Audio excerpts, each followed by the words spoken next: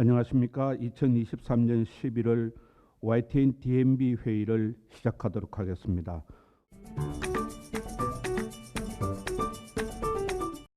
가축을 기절시켜서는 안 된다는 할랄 조항 때문에 동물을 전기 충격기 등으로 기절시키지 않고 그대로 도축하는 것은 당초 의도는 동물에게 통증을 주지 않기 위함이었다고 하나 실제로 과학적인 결과에 따르면 오히려 동물에게 극심한 스트레스를 준다는 것이 밝혀졌습니다. 이러한 이유에 따라 덴마크, 폴란드 등 선진국은 비기절 도축을 허용하지 않고 있으며 네덜란드 또한 2017년부터 할랄 도축을 금지하고 있습니다. 대한민국의 동물보호법 역시 제10조에 따르면 도살 과정에서 동물에게 불필요한 고통이나 공포, 스트레스를 주어서는 안 된다고 규정하고 있는데요. 이러한 한우의 할랄 수출이 식품 산업 측면에서는 충분히 반길 만한 성과임에는 틀림이 없으나 동시에 이슬람 율법에 따른 동물 학대를 인정한다는 측면에서는 여전히 많은 논란이 있는 측면이라고 생각이 됩니다. 프로그램에서 다양한 외국어들이 사용되는데 한국인을 대상으로 하는 프로그램에서 이러한 외국어를 사용하는 것이 적절한지에 대해 생각해 볼 필요가 있습니다. 예를 들어 이 프로그램에서는 지속적으로 한국의 어떤 것을 K를 붙여서 표현하는데요. 애초에 K-팝, K-컬처 등과 같이 K를 붙여 한국의 것임을 가리키는 것은 외국인들이 외국어로 한국의 것을 간략하게 나타내고자 할 때 사용하는 표현이었고 어원 역시 영어에서 온 것입니다.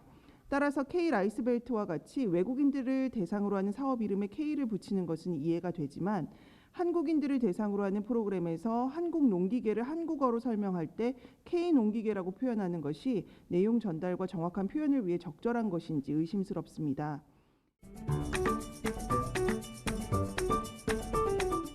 해외 시장의 트렌드 변화 혹은 한국의 세계화 성공 등 다양한 원인이 있을 것입니다. 이러한 내용을 통해서 현상의 근원을 전달하는 것이 필요해 보입니다. 구체적인 도표와 그래프가 부족합니다.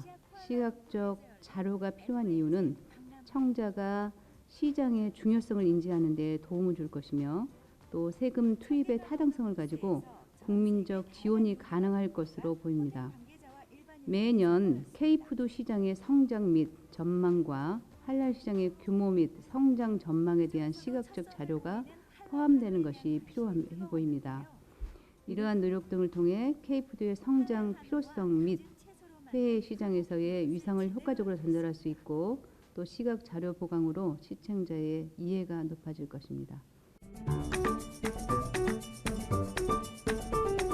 서사의 내용을 뒷받침하지 못하는 평범하고 매너리즘적인 영상 구성이 문제가 있다고 판단됩니다.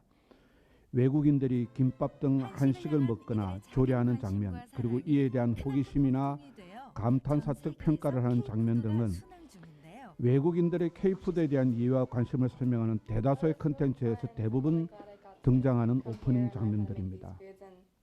그리고 이에 대해 프로그램 초입에 장관이 등장하여 설명하는 도입부의 장면은 K푸드가 세계인의 마음을 사로잡는다는 프로그램 제목의 의미를 전달하기에는 무리하고 부족한 구성이라 판단되어졌습니다.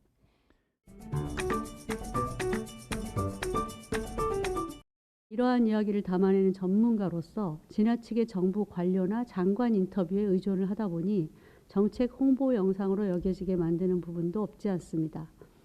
K푸드가 과거 성공하지 못한 이유라든가 최근에 갑자기 성공하게 된 이유 등을 한류 전문가나 음식 전문가의 입을 빌어서 보다 전문성 있게 보여줄 수도 있을 것입니다. 이는 프로그램 콘텐츠에 대한 신뢰를 높이고 시청자의 정책 지지로도 이어질 수 있을 터인데 너무 정부 관료 중심으로 공식 인터뷰를 하다 보니 오히려 프로그램 흥미는 낮추게 하는 요인이 됩니다. K푸드 특집이 한우의 할랄 1호 음식으로 인증된 것에 초점을 맞추고 이것이 또 특집의 중요한 결론이 되어서는 안 될 것입니다. K푸드 성공 사례는 아니더라도 지금까지 왜 성공하지 못했는지 이에 대한 문제점이나 개선점이 함께 더 다루어지면 더 좋았을 것입니다. 내용 구성에 아쉬운 점이 있다면 농림축산부의 수출 확대 추진본부에 관련 내용, K푸드의 다양한 종류 소개, 전세계 유튜브 및 현지인들의 반응, 할랄 소고기에 대한 콘텐츠 등이 섞여서 전달되다 보니 컨셉의 집중이라는 측면에서 좀 아쉬운 점이 있었습니다. 세부 콘텐츠들이 서로 밀집하게 유기적으로 연결되어 한식 열풍에 대한 컨셉을 전달해야 하는데 그러지 못한 것 같다는 느낌이 듭니다. 세계화된 K푸드의 매력을 보여주는 것이 이 프로그램의 컨셉이었다면 동남아 위주가 아니라 미국, 유럽 등 전 세계인의 한식에 대한 관심과 반응을 좀 더 다양하게 보여줬으면 어떨까 하는 생각이 듭니다.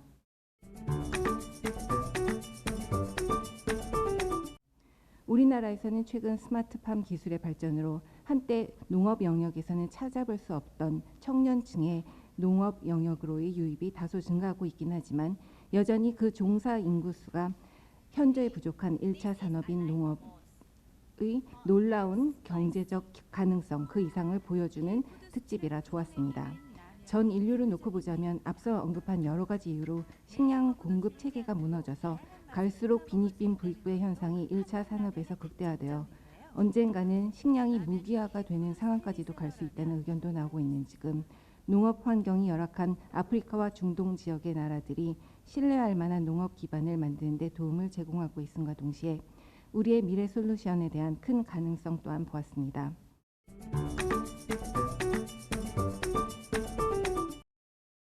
정부에서는 해외 우수 한식당을 지정하여 지원하는 등 다양한 K푸드 붐업을 보여주고 있습니다.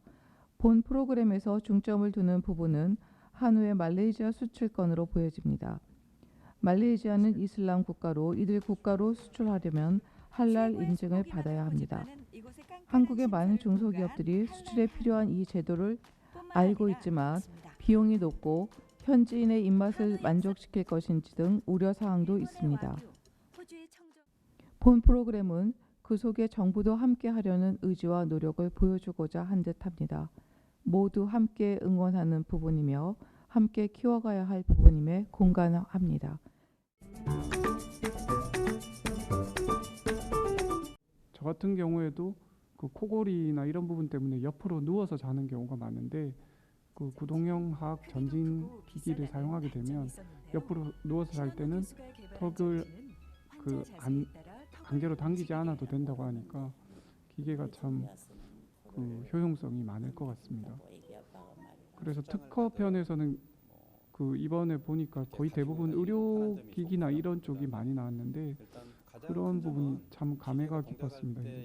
그리고 이번 특허 방송에서는 개별적인 그 특허 기술에 대한 소개가 많이 있었는데 다음번 방송에서는 정부나 기업 조금 나오긴 했지만 대학 차원에서 우리나라 특허 기술을 개발하고 또 여러 가지 활용하는 거시적으로 어떻게 진행하고 있는지도 다뤄줬으면 좋겠다는 생각이 들었습니다. 이상입니다. 해외에서 한국의 음식들을 외국인들이 직접 시식해보고 또 만들어보고 또 이러한 그 커뮤니티가 활성화되는 어떤 장면도 굉장히 인상적이었는데요. 대한민국 정부도 또한 이러한 K푸드를 더욱 글로벌하게 활성화하기 위한 전략으로 수출 확대 추진 본부를 설립하고 적극적으로 진행하는 어떤 그러한 정보는 우리나라의 동식품 관계자들에게 정말 희소식이 아닐까 하는 생각이 듭니다.